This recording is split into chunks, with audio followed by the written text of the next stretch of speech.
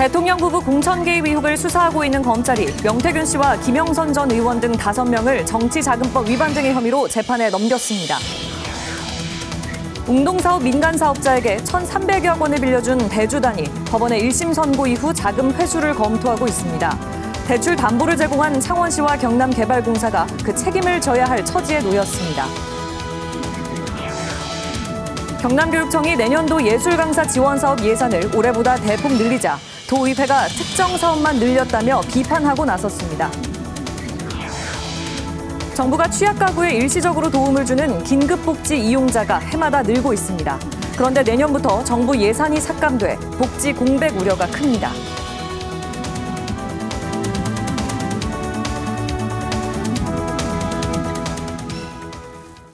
여러분 안녕하십니까? 7시 뉴스입니다.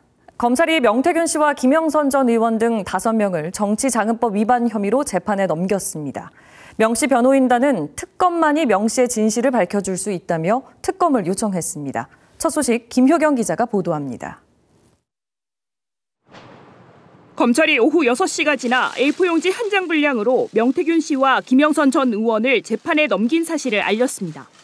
지난해 12월 경상남도 선거관리위원회 수사 의뢰 이후 1년 만입니다. 명 씨와 김 전 의원은 2022년 국회의원 보궐선거에서 김 전 의원의 공천을 도운 대가로 8천여만 원을 주고받은 혐의를 받습니다. 내가 딱 약속한 건 딱 2분의 1이야. 그래서 딱 입금 딱 계산해갖고 1원이라 틀리면 나는 끝이라.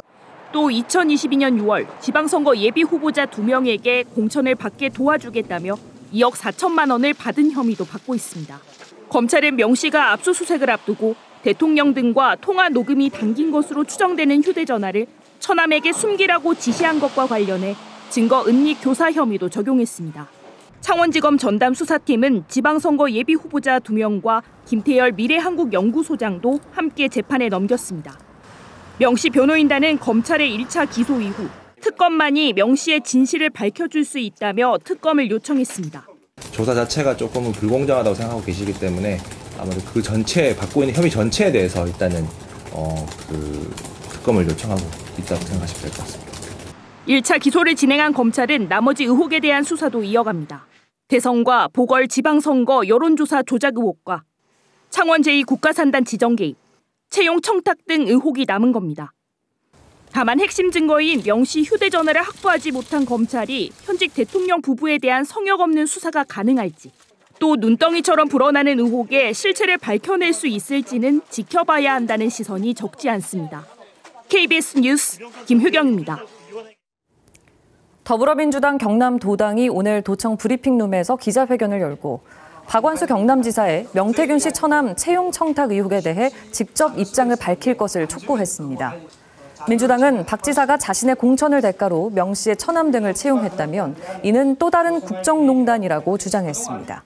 민주당은 명 씨 처남 등 채용 청탁 의혹에 대한 고발장을 검찰에 냈습니다. 이에 대해 경상남도는 박 지사는 어떤 청탁도 들어준 바가 없고 금전 거래도 없었다며 정치 공세라고 반박했습니다. 한편 1심 판결 이후 정상화 방안의 물꼬가 트일 줄 알았던 창원 웅동 1지구 개발 사업이 또다시 표류하고 있습니다. 오는 7일까지인 공동사업 시행자 지위를 놓고 추가 법정 공방까지 예상되는데요. 이런 가운데 민자 사업자에게 거액을 빌려준 대주단이 자금 회수 방안을 검토하고 있어 지방 재정 안정성까지 위협하고 있습니다. 송현준 기자입니다. 민자 사업자의 골프장으로 전락한 창원 웅동 1지구 개발 사업. 웅동 1지구 민자 사업자는 2011년부터 사업비 대부분을 3년마다 금융기관을 변경하는 방식의 대환 대출로 마련하고 있습니다. 그러다 2년 전 1,320억 원 대출의 어려움을 겪자 사업 시행자인 경남개발공사와 창원시에 담보를 요구했습니다. 경남개발공사와 창원시는 의회 동의도 없이 확정 투자비를 담보로 제공했습니다. 보정이라고 할 수도 있고 저희들이 협약서에 보면은 확정 투자비로 저희들이 이제 줘야 되는 부분을 우리가 대신 준다는 의미죠. 이에 따라 돈을 빌려준 금융기관이 민자 사업자가 아닌 창원시와 경남개발공사에 돈을 갚으라고 요구할 수 있게 됐고 두 기관은 부담을 떠안게 됐습니다. 현재 대출 잔액은 1,080억 원으로 전해집니다. 문제는 돈을 빌려준 금융기관이 대출금 회수를 검토한다는 것입니다.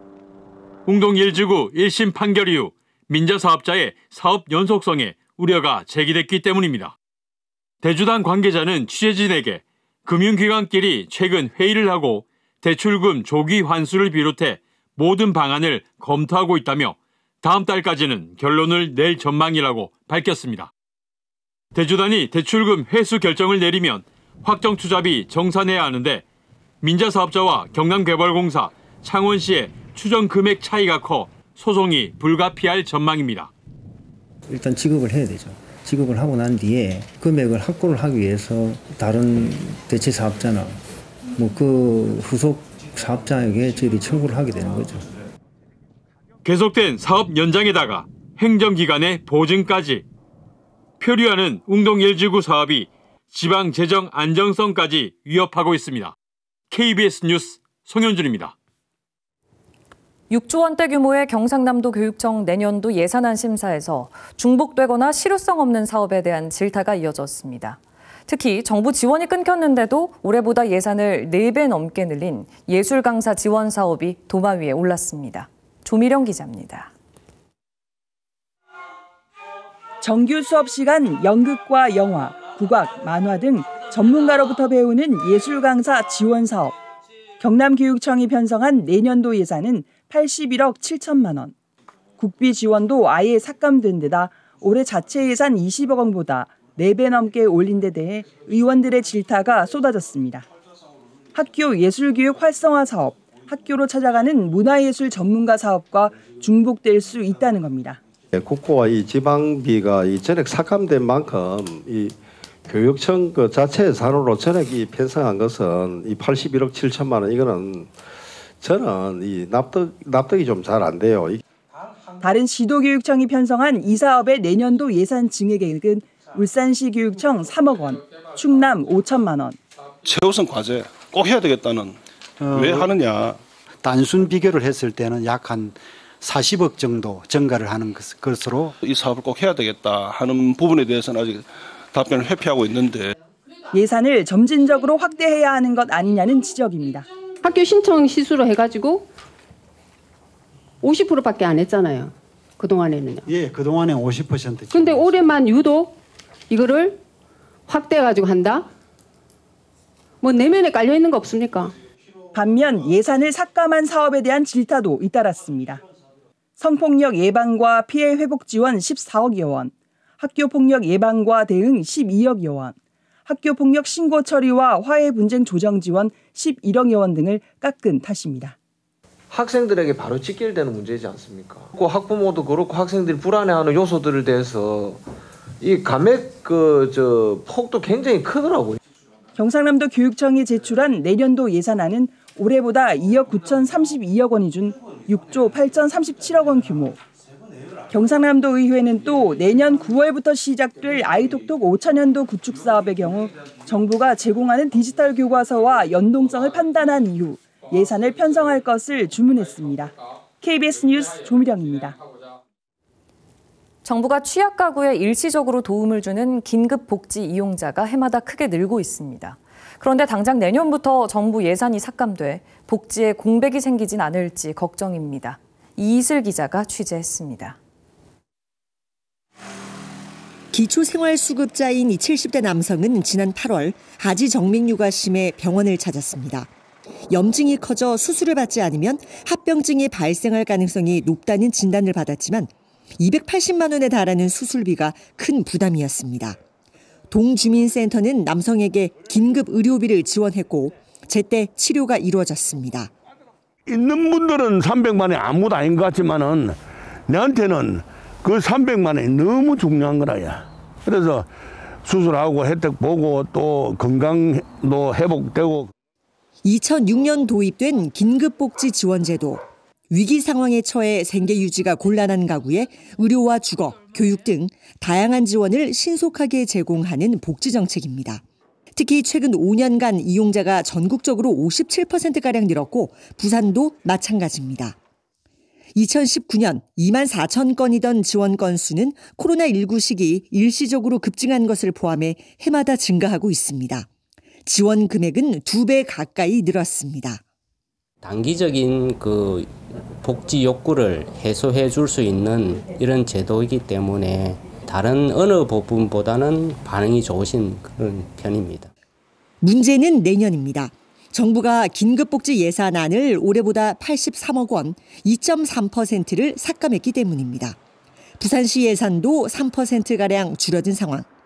예산 부족을 우려해 별도 예산 14억여 원을 책정했지만 이마저도 시의회 심사 단계에서 깎여 11억 원만 편성됐습니다. 신청자 증가로 예산이 부족할 경우 보건복지부 예산 정액을 요청하겠으며 부산형 긴급복지 지급사업과 연계해가지고 유의가구 지원을 강화하도록 하겠습니다. 전국 자치단체마다 긴급복지 수요 증가에 따른 예산 확대 요구가 잇따르는 상황이어서 추경 예산 편성 등 정부의 재정 지원이 필요하다는 지적이 나옵니다. KBS 뉴스 이이슬입니다. 부산에서 드론으로 거주자의 사생활을 몰래 촬영한 사건이 잇따랐는데요. 최근에도 비슷한 사건이 또 발생했지만 누가 어떤 목적으로 드론을 띄웠는지 알 수 없어 경찰이 수사를 할 수 없는 상황입니다. 시민들의 불안감이 높아지고 있습니다. 최휘지 기자가 취재했습니다. 바닷가와 인접한 49층 높이 아파트. 이 아파트에 사는 20대 남성은 지난달 23일 거실 창밖에 수상한 물체가 떠 있는 걸 발견했습니다. 샤워를 하고 나왔는데 새 같은 건지 알고 계속 쳐다봤는데 드론이더라고요. 그래서 제가 놀래가지고 이제 저기 뒤에 팬트리 문을 열고 몸을 숨기고. 불법 촬영을 의심한 피해자는 곧바로 경찰에 신고했습니다. 하지만 경찰은 범인을 잡을 수 없다고 답했습니다. 날아가 버린 드론을 추적하거나 탐지할 방법이 없다는 겁니다. 그거 절대 못 잡는다. 그냥 뭐 가라는 식으로 얘기를 하더라고요. 도움이 필요해서 갔는데 우리가 해줄 수 있는 게 없다. 누가 어떤 목적으로 드론을 띄웠는지조차 알 수 없는 상황. 취재진이 아파트 창밖에 카메라가 달린 드론을 띄워 집 내부를 직접 살펴봤습니다. 창 너머로 거실에 놓인 가구와 사람 형체가 그대로 들여다 보입니다. 실제 2020년과 2021년 부산 수영구와 해운대구에서는 드론으로 나체 상태인 거주자를 불법 촬영해 경찰에 적발되기도 했습니다. 다만 두 사례 모두 드론이 추락해 범인을 검거할 수 있었습니다. 공항, 항만 등 보안시설이 아닌 모든 지역에 드론 탐지 레이더를 갖추기 어려워 생활 속 불법 드론에는 사실상 무방비로 노출돼 있습니다. 드론 잡는 드론, 특정 지역, 특정 시간에 이동식으로 드론을 탐지하고 격추시킬 수 있는 그런 시스템을 구축하는 것이 효과적이라고 생각합니다. 지난 5월 기준 국내에 등록된 드론은 6만 대로 5년 새 9배 증가했습니다. 이에 따라 드론 범죄에 대응할 대책 마련이 시급하다는 지적입니다. KBS 뉴스 최휘지입니다. 군부대에 보조 배터리를 납품하려던 중소업체가 주문 취소로 큰 손해를 봤다며 반발하고 있습니다. 공군 측이 보조 배터리 1억 원어치를 미리 제작해달라고 요구해서 만들어 놨는데 정작 입찰에서 다른 업체가 선정된 건데요. 공군은 책임이 없다는 입장입니다. 박준우 기자가 보도합니다. 창고에 보조 배터리 14,000여 개가 가득 쌓여 있습니다. 제품 표면에는 공군 기본군사훈련단이라는 문구가 새겨져 있습니다. 이 업체는 지난 9월 공군 교육사령부로부터 선물용 보조 배터리 24,000여 개를 연말까지 제작해 줄 수 있는지 문의를 받았습니다. 군부대 담당자가 제품 사양과 문구는 물론 포장지까지 지정해주며 제작을 승인했다고 주장합니다. 초기 인쇄본을 찍어서 이제 보여드리고 이렇게 나옵니다라고 하니까 진행해달라, 이제 저렇게 부탁합니다라고 해서 업체는 1차로 배터리 14,000여 개, 1억 원어치를 우선 제작했습니다. 그런데 지난달 공개 입찰에서 처음 안내와 다른 배터리 사양이 제시됐고 이 업체는 입찰에서 떨어졌습니다. 제가 괜히 제작해달라고 했네요. 뭐 이것도 뭐 중사님도 이걸 뭐 빨리 끝내고 빨리 납품하기 위해서 그랬던 거고. 원래는 안 되는 건데 제가 그냥 되겠지 하고. 홍보 문구까지 적혀 있는 제품 1억 원어치는 폐기해야 할 상황. 이에 대해 공군은 해당 업체의 사전 제작을 요구한 적이 없다며 문구와 포장지도 입찰 준비 안내 차원에서 알려준 것이라는 입장입니다.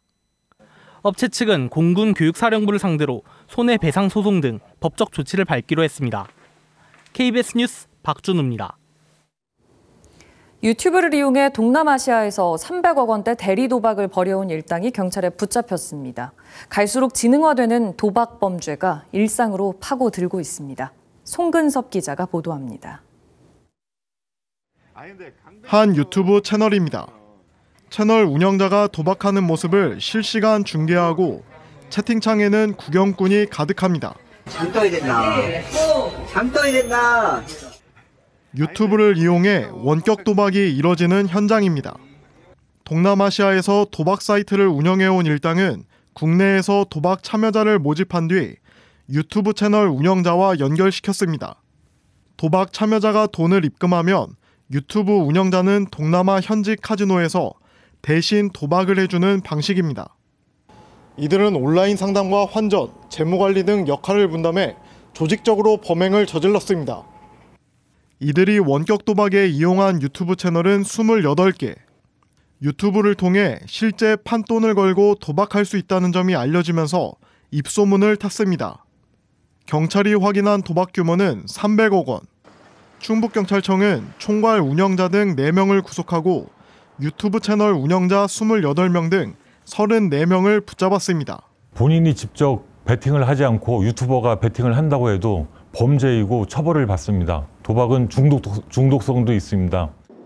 충북경찰청에 지난 1년간 적발된 도박 사범은 450여 명에 달합니다. KBS 뉴스 송근섭입니다. 15년 전 전남 순천에서 청산가리를 넣은 막걸리를 마신 2명이 숨진 사건이 있었습니다.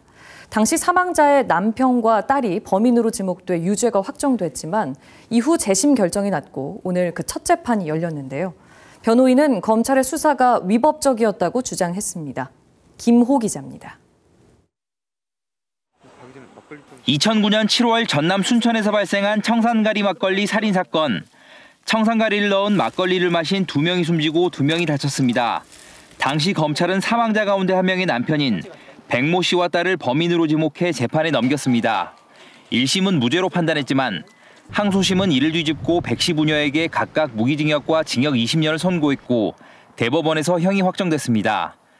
사건 발생 이후 15년 만에 74살인 백 씨와 40살 딸이 다시 법정에 섰습니다. 백 씨 부녀가 2022년 무죄를 주장하며 청구한 재심이 받아들여지면서 첫 재판이 열린 겁니다.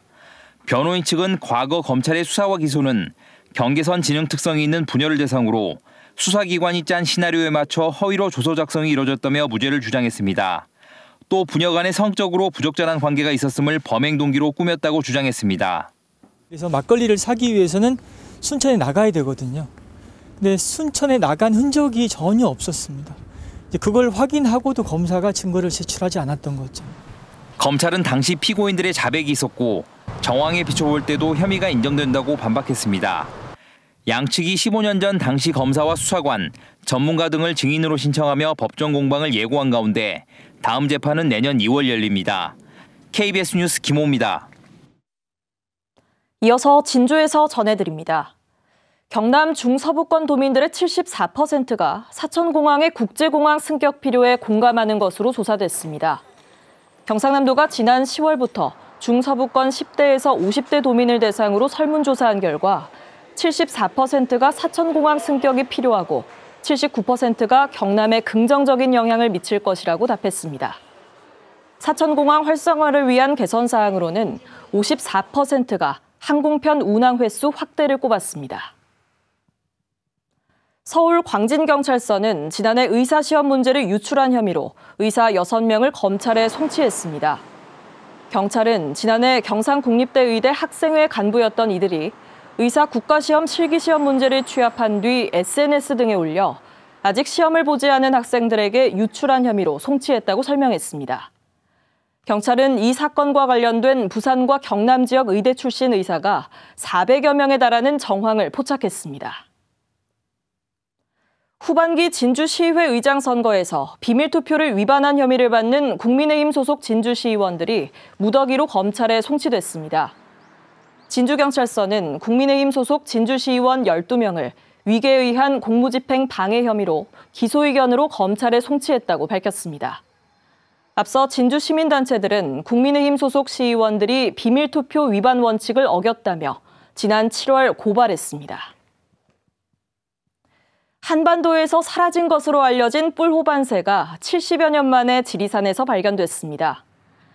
최상두 수달 친구들 대표는 지난달 23일 지리산의 한 계곡에서 뿔호반새의 월동 준비 모습을 촬영했다고 밝혔습니다.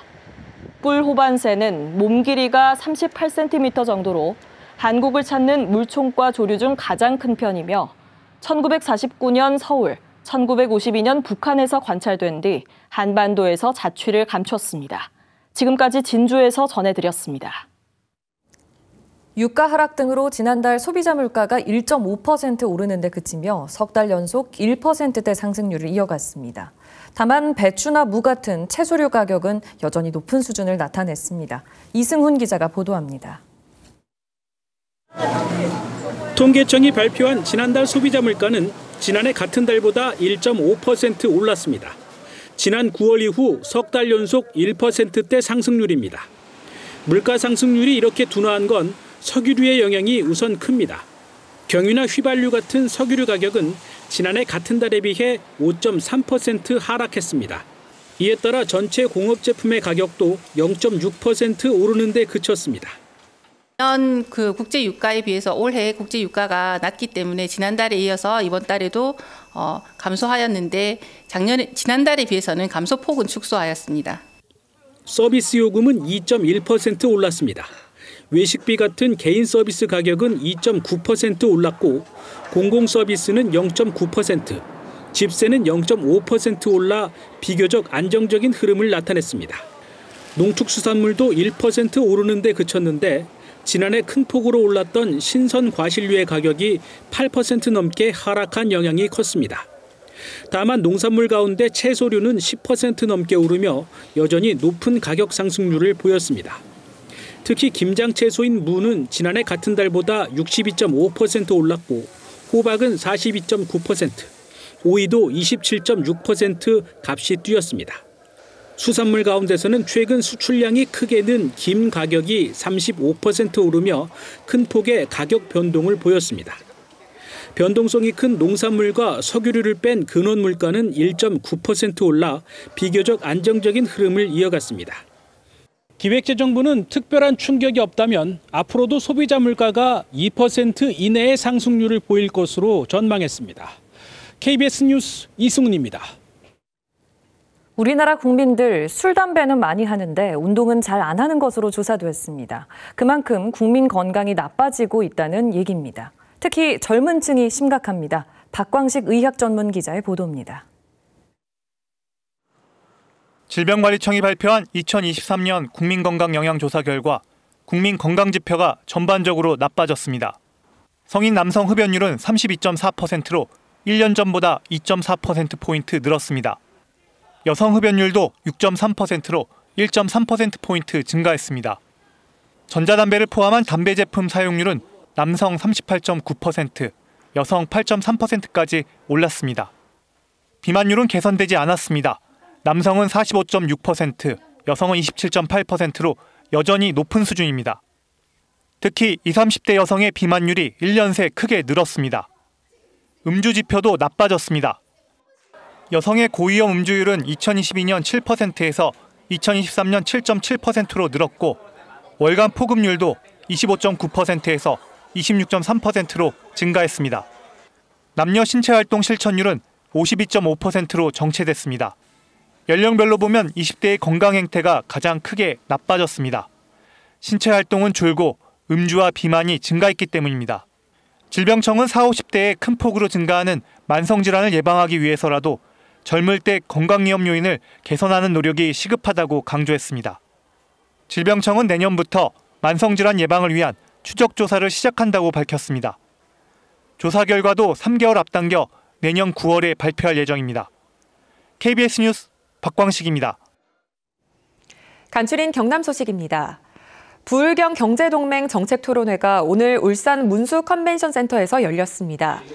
이번 행사는 지방시대를 선도하는 부울경 경제동맹의 역할과 성과를 알리고 상생발전 방안을 논의하는 자리로 참석자들은 청년 인구 유출과 인재 양성 방안, 1시간 생활권 구축 등 부울경의 과제를 논의했습니다. 경상남도 의회 의원들은 오늘 도의회에서 기자회견을 열고 하나오션이 협력업체 노동자들을 상대로 제기한 470억 원 규모의 손해배상 청구 소송을 취하하고 근본적인 문제 해결에 나설 것을 촉구했습니다. 도 의원들은 노동자 역시 문제 해결을 위해 대화와 협력의 자세를 보여야 한다며 경상남도가 중재자로 나서 대화 채널을 마련해 갈등 해결 방안을 제시해야 한다고 말했습니다. 고용노동부 양산지청은 근로감독관에게 폭언하고 여러 차례 출석 요구에 응하지 않은 혐의로 김해의 한 자동차 부품 업체 대표를 붙잡아 조사하고 있습니다. 노동지청은 해당 대표가 외국인 노동자들의 입금 미지급으로 진정이 제기돼 출석을 요구한 감독관에게 여러 차례 폭언하면서 출석을 거부해 체포영장을 발부받아 검거했다고 설명했습니다. 오늘 아침 7시 40분쯤 통영시 광도면 도로를 달리던 15톤 화물차가 신호 대기하던 차량을 들이받으면서 차량 14대가 잇따라 추돌했습니다. 이 사고로 50대 화물차 운전자 등 20명이 다쳤습니다. 경찰은 화물차가 고갯길을 내려오다 멈추지 못하면서 사고가 난 것으로 보고 정확한 사고 원인을 조사하고 있습니다. 오늘 새벽 1시쯤 거창군 가조면 광주 대구고속도로 대구 방향 거창휴게소 인근에서 1톤 화물차가 앞서가던 25톤 화물차를 들이받았습니다. 이 사고로 1톤 화물차 운전자 40대 남성이 숨졌습니다. 경찰은 운전자가 앞을 잘 살피지 못해 사고가 난 것으로 보고 정확한 사고 원인을 조사하고 있습니다. 진주경찰서는 무인점포 3곳에서 현금을 훔친 혐의로 30대 A씨에 대해 구속영장을 신청했습니다. A씨는 지난달 28일 새벽 진주시 평거동의 한 아파트 상가 무인점포 3곳에 침입해 현금 50만 원가량을 훔친 혐의를 받고 있습니다. 경상남도 교육청이 내년도 대입 정시 모집 대비 학생과 학부모에 대한 맞춤 상담을 오는 16일부터 사흘 동안 진행합니다. 상담은 경남 대입정보센터와 서부센터에서 열리며 지역 내 대학 진학 전문가로 구성된 전문위원단과 경남 대입정보센터 상담교사가 1대1로 진행합니다. 상담을 원하는 학생이나 학부모는 경남 대입정보센터 누리집에서 선착순으로 응모할 수 있습니다. 지금까지 간추린 경남 소식 전해드렸습니다. 셀트리온이 서정진 회장 지분율이 높은 계열사들을 부당 지원했다가 공정위에 적발됐습니다. 총수 일가가 부를 축적하는 걸 법은 규제하고 있는데요. 제약기업이 제재를 받은 건 이번이 처음입니다. 이도윤 기자의 보도입니다. 지난 2016년부터 대기업 집단으로 지정된 셀트리온. 이듬해인 2017년부터 7년 연속 대기업 계열사들이 서로 매출을 내주는 거래, 이른바 내부 거래가 가장 많은 기업으로 꼽혀왔습니다. 그런데 셀트리온의 내부 거래 중 상당액이 셀트리온 그룹의 서정진 회장이 많은 지분을 보유한 회사로 부당하게 돌아간 거로 공정거래위원회 조사 결과 드러났습니다. 셀트리온이 총수 일가를 위한 부당 지원, 즉 사익 편취 행위를 한 계열사는 셀트리온 스킨큐어와 셀트리온 헬스케어입니다. 두 계열사에서 서정진 회장이 갖고 있던 지분은 각각 88%와 69.7%에 달합니다. 공정위 조사에 따르면 셀트리온은 2009년부터 10년 동안 바이오 의약품 계열사인 헬스케어의 의약품 보관비를 부당하게 지원했습니다. 바이오 시밀러 상품은 보관이 까다로워 기술과 비용이 많이 들어가는데 셀트리온이 이를 대신해 준 겁니다. 셀트리온은 상표권도 두 계열사가 쓸 수 있도록 하고 사용료를 받지 않았습니다. 다만 공정위는 셀트리온이 대기업 집단으로 지정된 2016년 이후의 행위만 법 위반 제재 대상이라고 밝혔습니다. 이때부터 4년간 부당 지원한 액수는 12억 원이 넘습니다. 공정위는 부당 지원 등을 통해 서정진 회장의 지분이 높은 두 핵심 계열사의 재무 구조가 개선됐다고 봤습니다. 공정위는 셀트리온과 스킨큐어에 시정명령과 과징금 총 4억 3,500만 원을 물리기로 했습니다. 공정위는 대기업 계열사들이 총수 개인 회사를 지원해 총수 일가 등의 부를 이전시킨 행위를 적발해 제재했다는 데 의의가 있다고 밝혔습니다. KBS 뉴스 이도윤입니다. 미국 정부가 인공지능 핵심 반도체인 고대역폭 메모리 HBM의 중국 수출을 통제했습니다. 미국 상무부 산업안보국은 현지 시각 2일 수출 통제 대상 품목에 HBM 제품을 추가한다고 밝혔습니다. 로이터 통신은 HBM 시장은 한국의 SK하이닉스와 삼성전자, 미국의 마이크론이 장악하고 있지만 중국 매출 비중이 30%인 삼성이 영향을 받을 것이라고 전망했습니다. 국내 반도체 전문 인력의 중국 업체 이직을 불법 알선한 혐의로 한 자문업체 대표가 구속 송치됐습니다.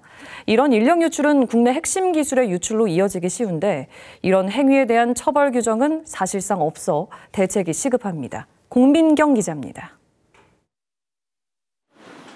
국내 반도체 전문 인력을 중국 업체에 이직하도록 불법 알선한 혐의로 60대 자문업체 대표가 검찰에 넘겨졌습니다. 서울경찰청 산업기술안보수사대는 오늘 직업안전법 위반 혐의로 자문업체 대표 A씨를 구속 송치했다고 밝혔습니다. A씨는 2018년 국내 반도체 전문 인력들의 중국 반도체 업체 이직을 불법 알선하고 돈을 받은 혐의를 받습니다. 현행법상 국외 유료 직업 소개 사업을 하려면 고용노동부에 등록 절차를 거쳐야 합니다. A씨는 국내에 자문업체를 세워 활동해왔지만 고용노동부에 등록을 하진 않았습니다. 경찰은 국내 전문 인력의 해외 유출 행위에 대한 처벌 규정이 없어 직업안정법 위반 혐의를 적용했다고 밝혔습니다. 수사 결과 삼성전자 출신인 A씨는 자신의 인맥을 이용해 국내 반도체 핵심 인력들에게 접근하고 고액 연봉 등을 미끼로 이직을 알선한 것으로 조사됐습니다. 또 자신이 이직을 알선한 중국 반도체 제조업체에 고문으로도 활동하기도 했습니다. 경찰은 같은 수법으로 중국 업체의 국내 전문 인력의 이직을 알선한 혐의로 인력 알선업체 대표 2명과 업체 한 곳도 불구속 송치했습니다. 경찰은 해외 국내 전문 인력을 불법 송출한 중개업자에 대한 처벌 규정이 사실상 없다며 관련 법 개정이 필요하다고 밝혔습니다. KBS 뉴스 공민경입니다. 최근 경남교육청이 교육감 명의로 한 고등학생의 학부모를 허위사실 유포의 명예훼손 혐의로 경찰에 고발했습니다. 교권 침해가 그 이유였는데요. 지난해 개정된 교원지휘법에 따른 첫 사례로 교권 침해에 대한 강력한 메시지를 담고 있습니다. 전창현 경남도 교육청 교육활동보호 담당관 모시고 자세히 짚어보겠습니다. 담당관님 어서 오십시오. 네, 안녕하십니까. 경남 교육감 명의로 학부모를 경찰에 고발한 첫 사례입니다. 이게 어떤 사건이었고 어쩌다가 고발까지 이어지게 된 건가요? 예, 학부모 A씨는 지난 3월부터 6월까지 양산의 한 고등학교 교장에 대해 사실과 다른 내용이 담긴 영상을 자신이 운영하는 유튜브에 수차례 게시한 적이 있습니다. 이에 대해 교장이 명예훼손 등의 내용으로 지역교권보호위원회에 개최를 요구했고 이 일을 교권 침해로 인정하고 서면사과 조치를 내린 적이 있습니다. 서면사가 이행을 5차례나 요구를 했지만 이 학부모는 이를 이행하지 않았습니다. 서면사과 미이행에 대해 경남교육청은 이번 주 안으로 허위사실 적시에 의한 명예훼손 혐의로 고발장을 관할 경찰서에 제출할 예정입니다. 결국에는 사과를 하라라는 거였는데 그걸 이행하지 않아서 지금 고발까지 이어지게 된 거군요. 네. 교권 침해를 막기 위해 개정된 교원지휘법만으로는 한계가 있었던 걸까요? 법 개정 이후에 학교에서 개최되던 교권보호위원회가 교육지원청으로 이제 이관되면서 지역교권보호위원회로 명칭으로 개최됩니다. 이렇게 되면서 학부모 등의 이제 신고에 대한 학교의 부담감은 좀 많이 줄어들었습니다.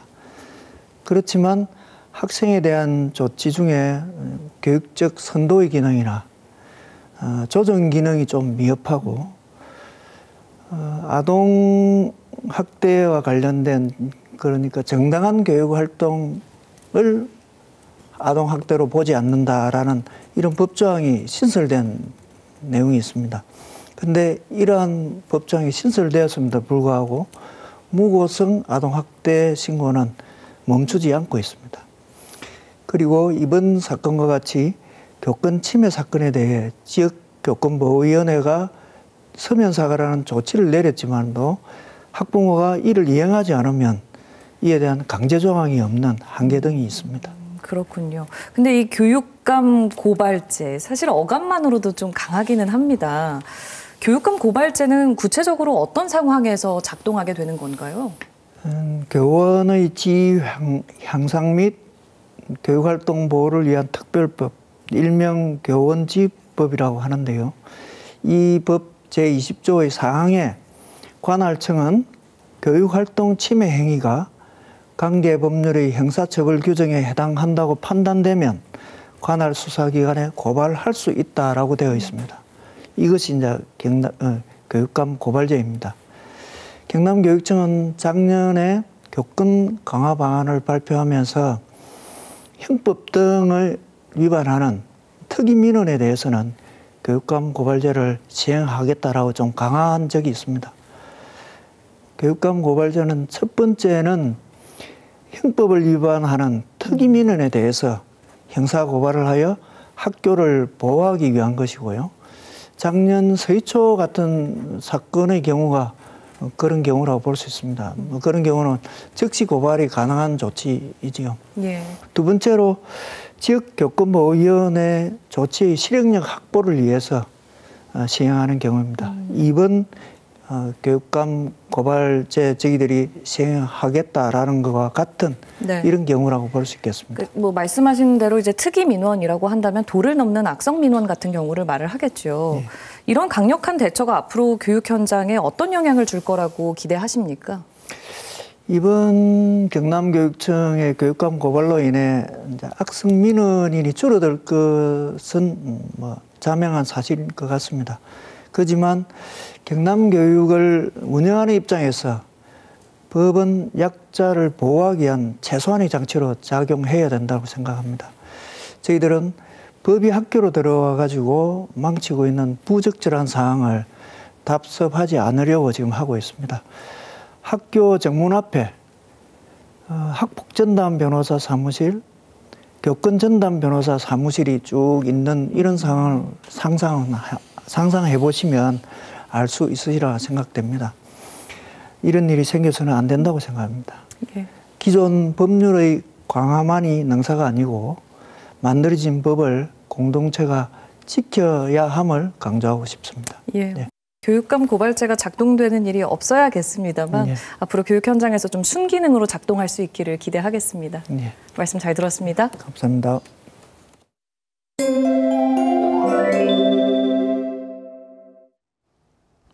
내일부터는 본격 추위가 시작되겠습니다. 내일 창원의 아침 최저 기온은 2도로 오늘보다 4도가량 낮겠고요. 내륙에서는 영하권으로 떨어지는 곳이 많겠습니다. 바람도 다소 강하게 불면서 체감 온도는 이보다 더 낮겠고요. 한낮에도 10도를 밑돌며 예년보다 춥겠습니다. 내일 경남의 하늘 가끔 구름만 지나겠고요. 밤사이 북서 내륙에서는 눈이 조금 날릴 수 있겠습니다. 한편 동부를 중심으로 대기가 점차 건조해지고 있는데요. 산불 등 각종 화재 사고 나지 않도록 유의가 필요하겠습니다. 내일 아침 창원이 2도, 밀양이 영하 2도를 보이는 등 예년과 비슷하거나 조금 낮겠습니다. 한낮에는 창원이 10도, 창녕이 8도에 그치면서 오늘보다 1에서 4도가량 낮겠습니다. 서부 지역도 진주가 영하 2도, 거창이 영하 3도로 출발하는 아침이겠고요. 한낮에는 합천이 10도, 산청 9도 예상됩니다. 바다의 물결은 동해남부 먼바다에서 최고 4m로 매우 높게 일겠습니다. 당분간 대체로 맑은 하늘이 드러나겠고요. 주 후반에는 기온이 더 낮아져 무척 춥겠습니다. 날씨였습니다. 오늘 7시 뉴스는 여기서 모두 마칩니다. 오늘도 시청해주셔서 고맙습니다.